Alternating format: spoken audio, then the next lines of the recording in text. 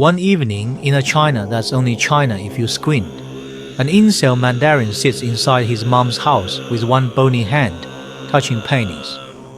He's a targeted individual.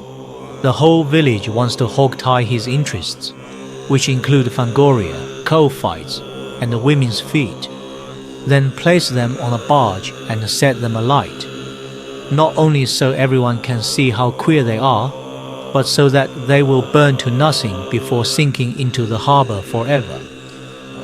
The young old man is called Gerrymandarin because his days are spent redrawing the surveyor's maps of the village to redistribute their ley lines in ways that benefit nobody. This is another reason people hate him. He has auditory processing disorder and regularly shouts at the blind teenager who plays her guqin outside his domicile. Actually, it's his mom's domicile. One day, she decides to punish this son of a bitch. The teenager, not the mandarin's mom.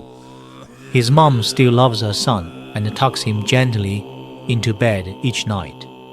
The teenager, a part-time mandarin herself, goes to the graveyard to find someone who can wield the violin like a weapon of terror. A Russian vagrant named Raskolnikov is there playing string instruments and doing opium. He agrees to do anything the teenage girl says, anything at all to get his next hit. Except, in the confusion, he forgets to even ask for drugs or money.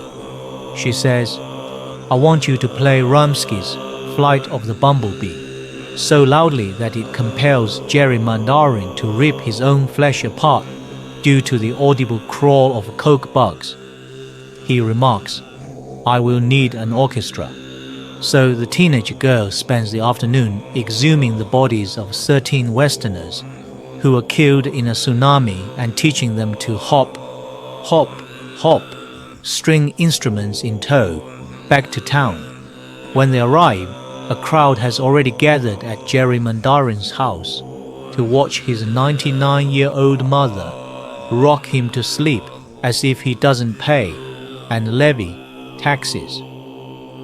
The orchestra begins its violent work, and the teenage mandarin conducts them with a wand made of driftwood.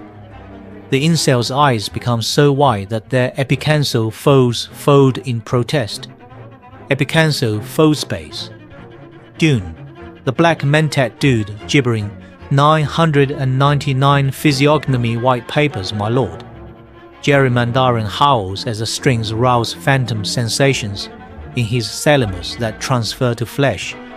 His arms, belly and neck sprout pips, braille for sensory demons to comb over and internalize.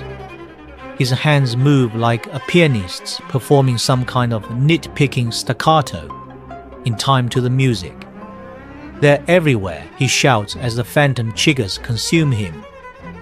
He bolts out of bed and returns to his maps, hoping the steam of fascist geostrategy will calm nerves. It does not.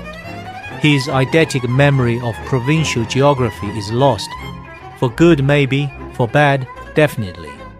He can no longer rotate the globe in his head to reshape its magics, aphantasia, and the whine of the string music has him like Mickey Mouse in The Sorcerer's Apprentice, struggling for control. His legs and arms are bloodied. He jumps back into bed as the townspeople do cartwheels and Cossack dance on his front lawn, a real fuck with me attitude prevailing amongst them. Distressed, he punches a hole in the wall, sending plaster everywhere. The laughter outside is fierce, grating. This dude starts doing wild martial arts on his own home, and I would say that everybody was kung fu fighting. But frankly, it's just him. One hole becomes another, until his house is simply support beams standing and support networks, cowering in what used to be a corner. With the last plug of the last returned violinist, the now ancient-looking mandarin collapses into a heap of dishevelry, totally unconscious. His mother looks out at the crowd and says, "He gets this way sometimes."